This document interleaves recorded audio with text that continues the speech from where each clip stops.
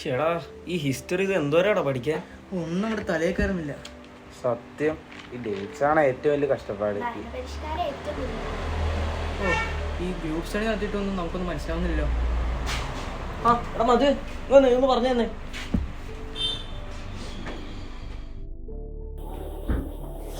ആ സ്റ്റഡിയല്ലേ, ലൈബ്രറിയിൽ ഒന്ന് ഗ്രൂപ്പ് സ്റ്റഡി എടുത്തിട്ട് വലിയ മാത്രം വലിയ കാര്യമൊന്നുമില്ല. ഇവിടെ നിന്ന് പുസ്തകം എടുത്ത് വായിക്കണം.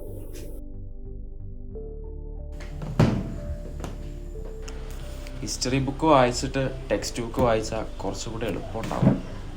എനിക്ക് ബാഡ്മിൻ്റൺ കോച്ചിങ് ഉണ്ട്, അല്ലെങ്കിൽ ഞാനും തരുന്നതിന്. അപ്പോൾ ശരിയാണ്, പോവാട്ടോ. പഠിക്കാൻ മിടുക്കൻ, പാട്ടുകാരൻ, ബാഡ്മിൻ്റൺ ചാമ്പ്യൻ, ഇവരൊരു സകലകല വല്ലഭൻ തന്നെ. മധു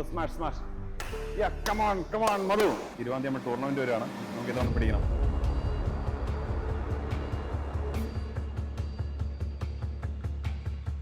ഹായ് ബ്രോ, ആ ചേട്ടാ, ഒരു ഹെൽപ്പ് ചെയ്യാവോ? എന്നാ പറ്റിയേ? വണ്ടിക്ക് എന്തോ പണി കിട്ടിയെന്ന് പറഞ്ഞു. ഓ, ഓടിച്ചു വന്നു, ഒരു കുഴപ്പമുണ്ടായില്ല. അതിനെന്നെ ഞാൻ ഹെൽപ്പ് ചെയ്യാം ചേട്ടാ. കഴിഞ്ഞ ആഴ്ച സർവീസ് ചെയ്തോളൂ, ഒരു പ്രശ്നമില്ലാതെ വന്നോ. എന്താണെന്നറിയാം, പെട്ടെന്ന് അങ്ങ് സ്റ്റോപ്പ് ആയി പോയി.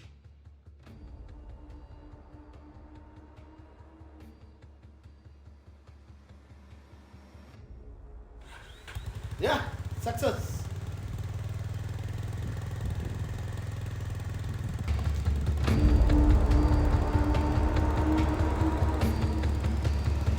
Have it, bro.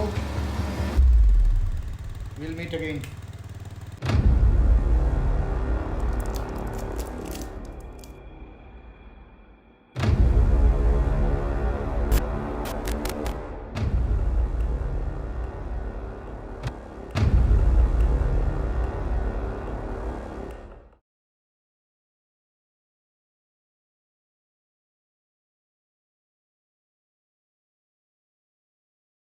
എന്തിനായിരിക്കും അവനെ ടീച്ചർ വിളിച്ചിട്ടുണ്ടാവുക? എന്തിനാണെങ്കിലും ഇപ്പൊ അവൻ ഇങ്ങോട്ട് വരും, നമുക്കത് അറിയാലോ.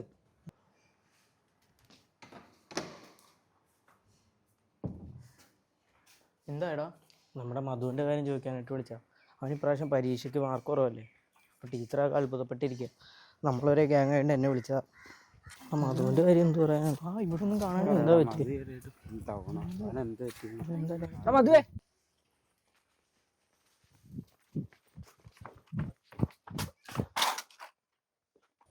നീ എവിടെയായിരുന്നു മധു? നിന്നെ ഇവിടെ ഒന്നും കാണാനില്ലല്ലോ.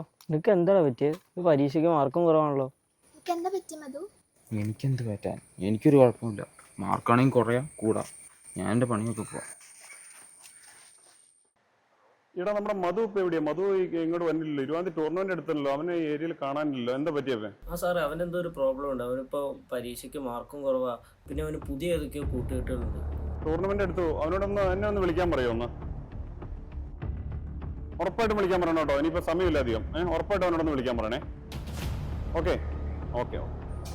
അവൻ നേരത്തെ നമ്മുടെ കൂടെ എല്ലാവരും വന്നോണ്ടിരുന്നേ, പക്ഷെ ഇപ്പൊ അവൻ ഒറ്റയ്ക്കാണല്ലോ പോണേ. എങ്ങോട്ടാവൻ പോണേ അറിയില്ല. നീ പറഞ്ഞത് ശരിയാ, നമുക്ക് അവനൊന്ന് ഫോളോ ചെയ്യണം.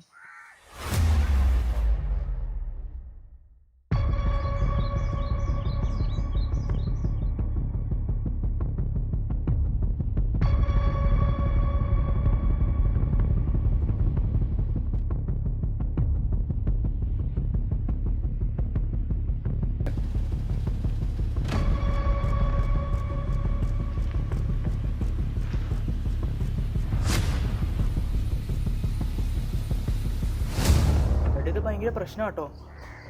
നമ്മളിനിപ്പോൾ എന്ത് ചെയ്യാനാ? നമ്മളാരും ഇത് കണ്ടിട്ടുമില്ല, കേട്ടിട്ടുമില്ല. നമ്മളായിട്ട് അതിനി ആരോടും പറയണമില്ല.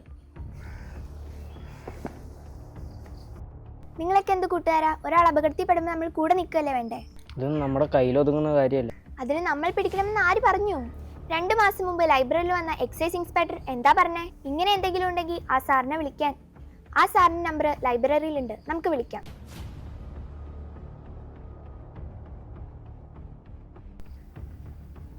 Hello, excise inspector. Hello sir. നിങ്ങൾ മൊബൈലിൽ ഷൂട്ട് ചെയ്ത് എനിക്കൊന്ന് വാട്സപ്പ് ചെയ്യും, ഞാൻ നടപടി എടുത്തോളാം.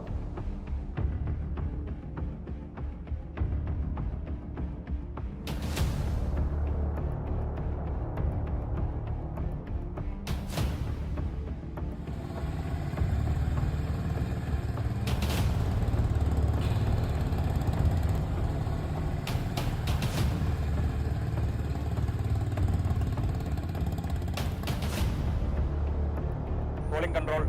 ആൾ പോയിട്ടുണ്ട്. ഓവർ. Okay, action.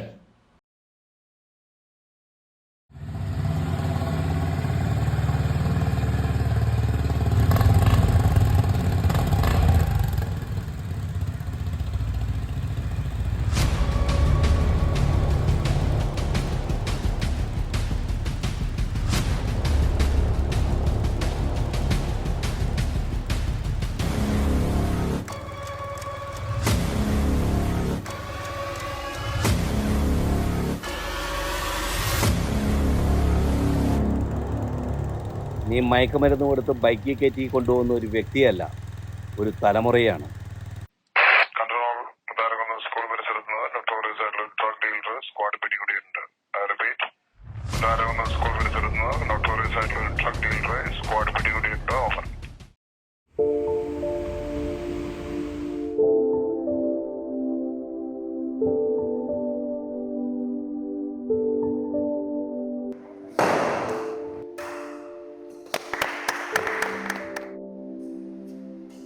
നമ്മളൊന്ന് അങ്ങനെ ഇടപെട്ടത് നന്നായി.